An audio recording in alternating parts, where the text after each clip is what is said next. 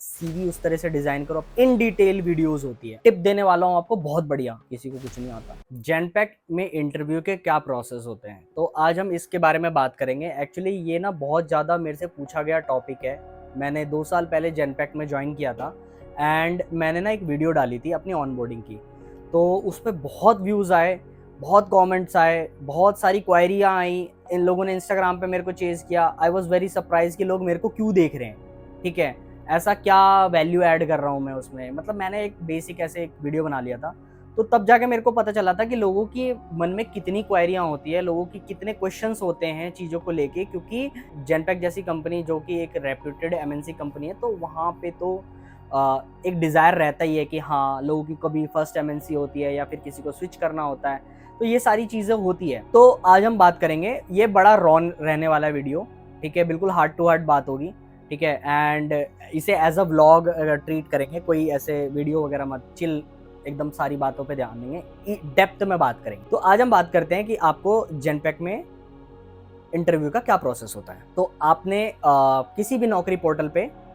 Apply किया, Indeed, times job, नौकरी.com। मैं नौकरी.com पे रिलाई करता हूँ, मैं आपको भी बोलूँगा नौकरी.com पे अपनी प्रोफाइल बनाओ, ठीक है। उस प्रोफाइल को टाइम टू टाइम अपडेट करो ताकि वो रैंक करे, ये एक टिप होती है। दूसरी चीज़, आप जब भी अपना कोई भी मतलब किसी भी प्रोफाइल के लिए आप इंटरव्यू दे रहे हो, आप अपना सीवी उस तरह से डिज़ाइन करो, अपना प्रोफाइल उस तरह से डिज़ाइन करो, ठीक है। मैं आज एबीसी प्रोफाइल में काम करता हूँ करंटली, बट मेरी डिज़ायर ये है मैं एक्सवाईज़ी में जाऊँ। अब मैं एबीसी की रिस्पॉन्सिबिलिटीज़ दिखा के, एक्सपीरियंस दिखा के एक्सवाईज़ी में नहीं जा सकता ना, तो उसके लिए आपको थोड़ा झूठ बोलना पड़ेगा, थोड़ा सा ट्विक करना पड़ेगा चीज़ों को, ठीक है। आज के टाइम में यही चलता है, तो ऐसा करो। फिर उसके बाद सबसे पहले आपको नौकरी पोर्टल या फिर कंपनी के ओरिजिनल वेबसाइट पे जाके आपको वहाँ पे अप्लाई करना है। अप्लाई करने के बाद सपोज आपको एचआर का कॉल आता है। अब एचआर का कॉल आने के बाद आपको क्या होता है, एचआर का कॉल आने के बाद आपसे जो पहला राउंड होता है, वो छोटा सा राउंड होता है, वो उससे आपसे पूछेगी आप अपना शॉर्ट इंट्रो दो। अब वहाँ पे एक ट्विस्ट है कि आपको ज़्यादा डिटेल में नहीं जाना, इंट्रो दो छोटा सा। उसके बाद आप अपना रोल्स एंड रिस्पॉन्सिबिलिटी बताओ अपने करंट ऑर्गेनाइजेशन की, आपका टोटल एक्सपीरियंस कितना है वो बताओ, आपकी एजुकेशन क्या है वो बताओ, ठीक है। बस इतनी बातों पे बात करनी है। मेरी हॉबीज़ क्या हैं, मेरी फादर क्या करते हैं, मेरी मदर क्या करती है, ये सब चीज़ों पे नहीं जाना। आपसे आपका पूछा जाता है कि आपकी एक्सपेक्टेशन वगैरह क्या है, ठीक है। आपका मतलब किस प्रोफाइल में आप जा रहे हो, क्या है क्या नहीं है, तो ये सब चीज़ें होती है। तो आप अपनी एक्सपेक्टेशन में आप जो बता सकते हो, एंड तक देखना। मैं एक टिप देने वाला हूँ आपको बहुत बढ़िया, 2 टिप दूंगा, चलो बहुत बढ़िया टिप दूंगा जो आपके बड़ी काम आने वाली है। तो आपका एचआर राउंड हो गया। एचआर राउंड होने के बाद आप जब मैनेजर राउंड में जाते हो, अगर आप सेलेक्ट हो जाते हो, फर्दर सेलेक्ट हो जाते हो, तो आप मैनेजर राउंड में जाते हो। मैनेजर राउंड में जाने के बाद आपका क्या होता है, वहाँ पे आपसे टेक्निकल रिलेटेड क्वेश्चंस होते हैं। जैसे अगर आपका डोमेन है, सपोज आप अकाउंट्स पेबल के डोमेन में जाते हो, तो आपको basic accounting, golden rule of accounting पूछ लिया, P2P साइकिल पूछ लिया, O2C से रिलेटेड है तो O2C साइकिल पूछ लिया, जनरल एंट्रीज पूछ ली, ठीक है। ये सारी चीजें बेसिक चीजें हैं। आप इसकी प्रिपरेशन तो ऑलरेडी कर रहे होगे, क्योंकि आप जब इंटरव्यू के लिए प्रिपेयर कर रहे हो तो ये सब चीजें तो आपको पता होगा, मैं ये मान के चल रहा हूँ। तो अब आपने इंटरव्यू की भी प्रिपरेशन कर ली, ये सारी चीजें कर ली। उसके बाद क्या, आपको अगले दिन सपोज या उसी टाइम कॉल आता है कि आप सेलेक्ट हो गए हो, ठीक है। मैं टेक्निकल राउंड में ज़्यादा नहीं जा रहा, आपके लिए सेपरेट वीडियो बना दूंगा ईच एंड एवरी प्रोसेस के बारे में, डेटा एनालिसिस के बारे में, एपी में क्या है, O2C में क्या, R2R में क्या है, तो ये सारी चीज़ों के बारे में एक मैं सेपरेट वीडियो बना दूंगा जहाँ पे इन डिटेल। और मैं एक बात बता दूं, ये सारी चीज़ें रट्टाफिकेशन का काम है, किसी को कुछ नहीं आता। रट्टाफिकेशन में आप क्वेश्चन आंसर का जवाब दो, जॉब मिल जाती है, ठीक है। चिल, बिल्कुल चिल। तो आपका सपोज एचआर राउंड हो गया, उसके बाद टेक्निकल राउंड हो गया, टेक्निकल राउंड में आपने अच्छा खासा किया। उसके बाद आपका आता है जेनपैक में जब आप देते हो, तो उसके बाद आपका एचआर राउंड होता है। अब जेनपैक में क्या होता है कि मैंने अदर कंपनी में भी इंटरव्यू वगैरह दिए हैं एंड मेरे दोस्त वगैरह भी काम करते हैं, तो मेरे को पता चलता है कि वहाँ पे 3 या 4 राउंड हो रहे हैं, या मतलब कोई और भी पूछ रहा है। जेनपैक में मैं ऐसा ज़्यादा देखता नहीं हूँ, मैं नॉर्मली 90% ये देखता हूँ कि आपका फर्स्ट राउंड हुआ एचआर राउंड, सेकेंड राउंड आपका मैनेजर राउंड हो गया, वो आपको बता देगा कि उसी में आपका निकल जाएगा निष्कर्ष कि भाई आपका आपकी जॉब लग रही है नहीं लग रही है, ठीक है। उसके बाद आपको एचआर का कॉल आता है। जब आपको एचआर का कॉल आया, आपको बताया गया कि हाँ, आप सेलेक्टेड हो, यू हैव बीन सेलेक्टेड। अब आपको क्या होता है, उसके बाद क्या होता है, उसके बाद आपसे कुछ मतलब एक लिंक शेयर करी जाती है, वहाँ पे टाइडी पे आपको अपने प्रोफाइल्स पे अपने डॉक्यूमेंट अपलोड करने पड़ेंगे वहाँ पे। दूसरी बात है, आपको लिस्ट ऑफ डॉक्यूमेंट मिलेगा ईमेल पे, आपको ईमेल पे अपने सारे डॉक्यूमेंट जमा करने पड़ेंगे।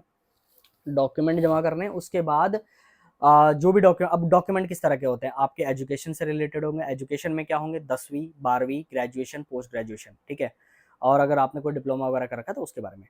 फिर आपका एक्सपीरियंस लेटर, तो आपकी सबसे करंट कंपनी के आपके 3 महीने की सैलरी स्लिप, अपॉइंटमेंट लेटर, ठीक है। अगर आपका कोई लेटेस्ट इंक्रीमेंट हुआ है तो उसका इंक्रीमेंट लेटर देना पड़ेगा, उससे प्रीवियस कंपनी के रिलीविंग लेटर्स वगैरह आपको देने पड़ेंगे, ठीक है।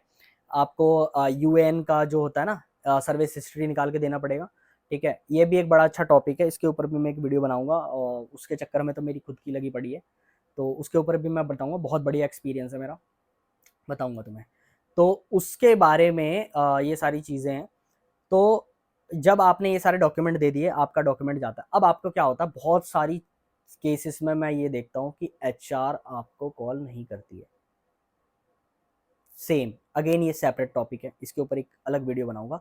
एचआर आपको कॉल नहीं कर रही है, क्या करना है क्या नहीं करना है। अभी मैं एक बात बता दूं, पैनिक नहीं करना है भाई। आप अपनी किसी भी ऑर्गेनाइजेशन में काम कर रहे हो, वहां पे मेहनत से काम करो, ठीक है। आपको काम करने का पैसा मिल रहा है, मेहनत से काम करो। ऐसा नहीं है कि मैं जॉब ढूंढ रहा हूँ तो वहाँ पे काम नहीं करूंगा। अगर आप केवल जॉब ढूंढ रहे हो, आपके पास कोई जॉब नहीं है, तो आप मन लगा के जॉब ढूंढो।